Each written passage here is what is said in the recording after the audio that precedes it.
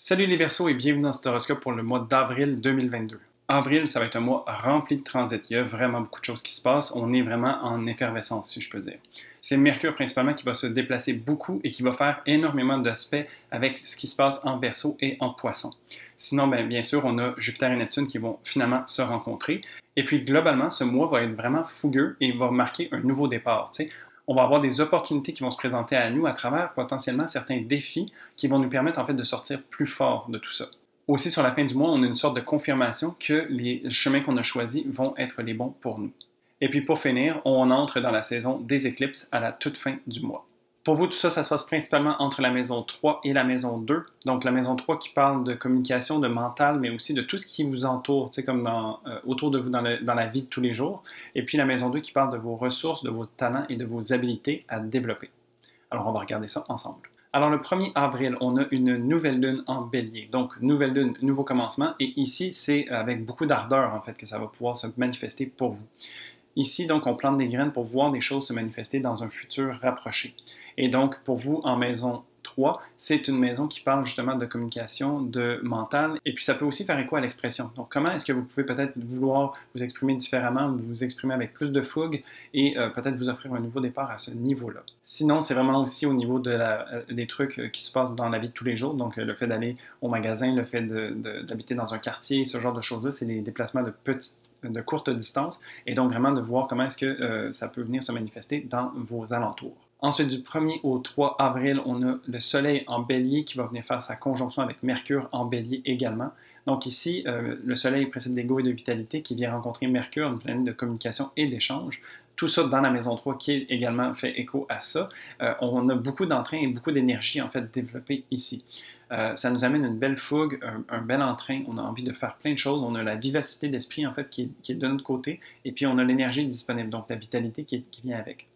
Le Soleil qui rencontre Mercure, ça peut être aussi synonyme de bonnes nouvelles, donc d'être ouvert à ce genre de choses-là, ça pourrait être vraiment intéressant, qui pourrait pour vous donc se passer vraiment soit dans la manière que vous avez de vous exprimer, puis le retour que vous avez, ou vraiment dans ce qui se passe autour de vous dans votre quotidien. Ensuite, du 3 au 6 avril, on a Mars qui va faire sa conjonction avec Saturne en Verseau. Donc Mars, une planète d'assertivité et d'action qui rencontre Saturne, une planète de structure et de limite. Donc les deux ensemble, on peut s'imaginer que ça vient faire un amalgame quand même assez discipliné, où est-ce qu'il y a une énergie très portée vers l'action qui va nous amener à quelque chose de concret. Tout ça dans l'énergie du Verseau, donc on est vraiment connecté aussi à cette part d'unicité en soi, ce qui nous rend différents, et on agit vraiment de la manière qui est juste pour soi. Peu importe ce que la société ou ce que les autres peuvent dire autour de nous, on a besoin ici d'agir selon nous vraiment. Et donc Saturne, lui, travaille quand même à construire beaucoup de choses tournées vers le futur, mais aussi dans la société qui nous habite autour de nous. Il y a vraiment une restructuration qui est en train de s'opérer. Et puis ici, c'est de voir comment est-ce que nous, on va venir mettre notre grain de sel, venir ajouter en fait notre épaule à la roue à ce grand changement-là et de s'offrir en fait de poser les actions qui vont nous amener à ça. Pour vous, ça se passe dans votre signe d'ascendant, donc vraiment ici, au niveau de qui vous êtes, de la manière que vous avez de vous exprimer, il y a tout ça qui vient être présent pour vous. Et donc, la maison 1 est aussi le dénominateur commun de tout le reste de votre carte, et donc, ça peut venir se répercuter à plusieurs endroits. Donc, vraiment, soyez ouverts et utilisez cette force d'action qui vous habite. Ensuite, du 9 au 10 avril, on a Mercure en Bélier qui va venir faire un carré à Pluton en Capricorne. Donc ici, Mercure qui vient travailler toujours avec sa vivacité d'esprit, son envie de créer des nouvelles choses et de réfléchir de façon rapide. Le carré à Pluton va venir nous poser un peu un frein, d'une certaine manière, ou va nous vérifier en fait qu'est-ce qui nous empêche d'aller à ce plein potentiel-là. Parce que l'énergie, elle est là, mais il y a des fois des choses qui viennent jouer en arrière-plan qui peuvent nous empêcher. Donc, ça peut être des croyances, ça peut être des schémas qu'on a à l'intérieur de soi qui nous empêchent de venir exprimer sa vivacité. Et puis, c'est tout à fait donné parce que Mercure œuvre en maison 3 pour vous, donc au niveau de la communication, de la parole. Et puis, en maison 12, c'est la maison qui parle un peu des choses qui vont à l'encontre de soi, des choses qu'on a besoin de laisser aller, qu'on n'a peut-être plus besoin d'avoir.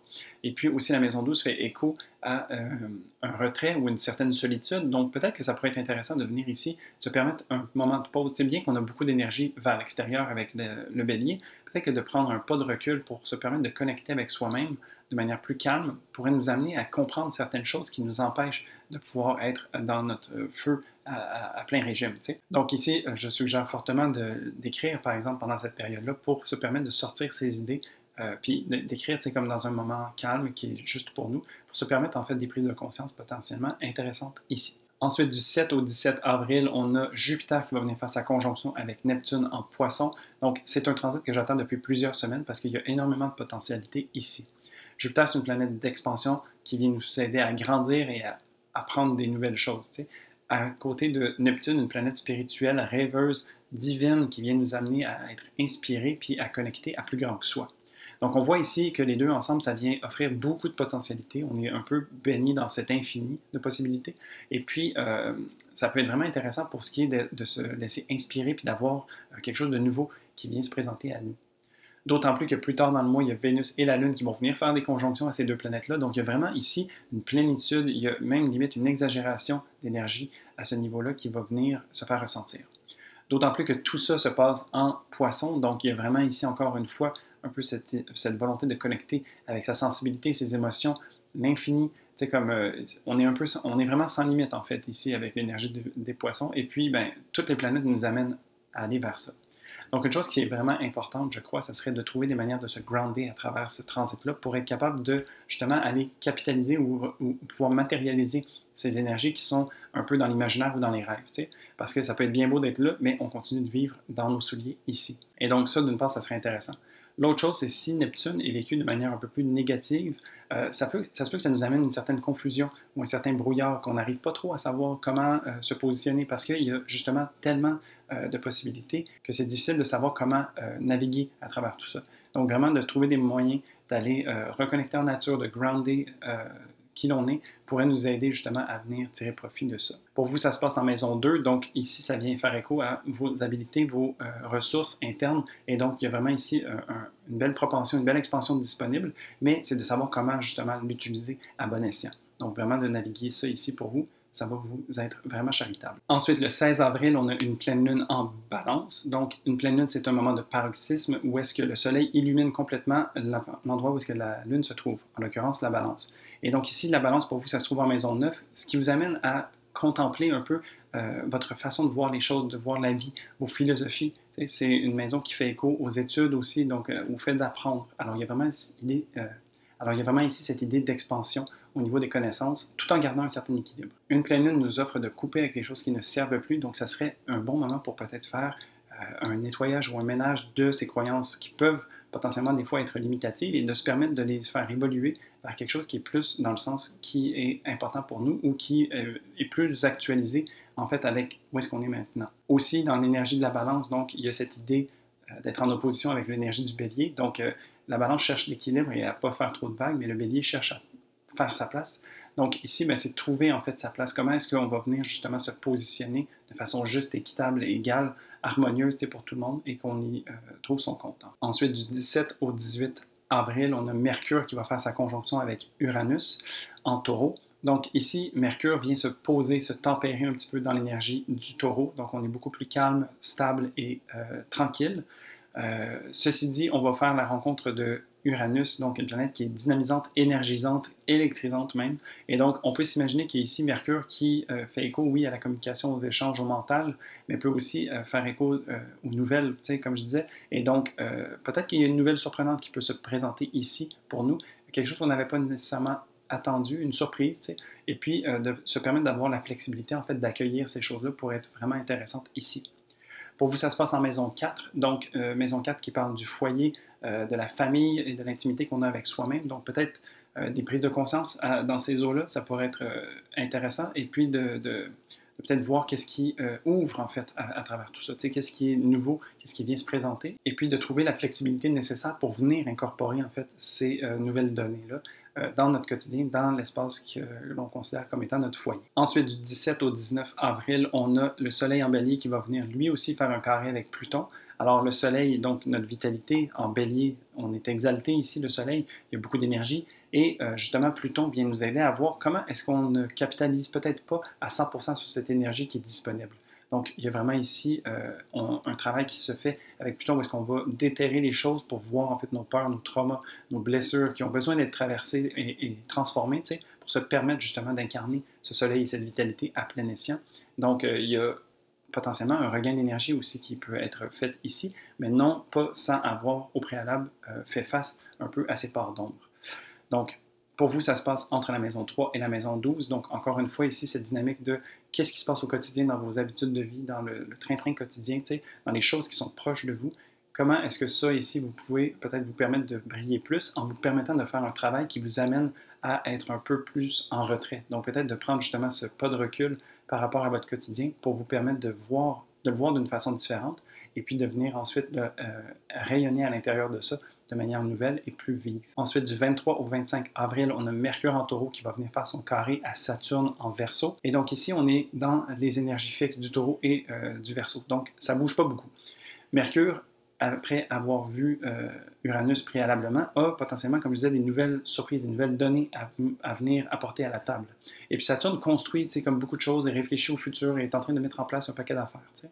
Donc, Mercure amène des nouvelles données. Et puis, peut-être qu'on a besoin de réviser notre manière de penser les choses, de voir ou de faire les choses. Et puis, peut-être qu'il y a certaines barrières ou limites qui ont besoin d'être déplacées. Donc, ici, c'est ce genre de travail-là qui vient se présenter à nous. C'est sûr que ça nous demande une certaine flexibilité parce que, comme je disais, Mercure amène des choses tangibles qui ne vont pas bouger. Et puis, Saturne a déjà ses plans d'établis et il ne veut pas bouger non plus.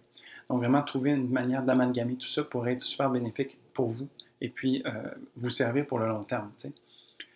Pour vous, donc, ça se passe entre la maison 4 et la maison 1. Donc, les prises de conscience que vous faites à un niveau personnel et intime ou avec votre famille à l'intérieur de votre foyer, comment est-ce que ça peut venir faire évoluer qui vous êtes, la manière que vous avez de vous exprimer.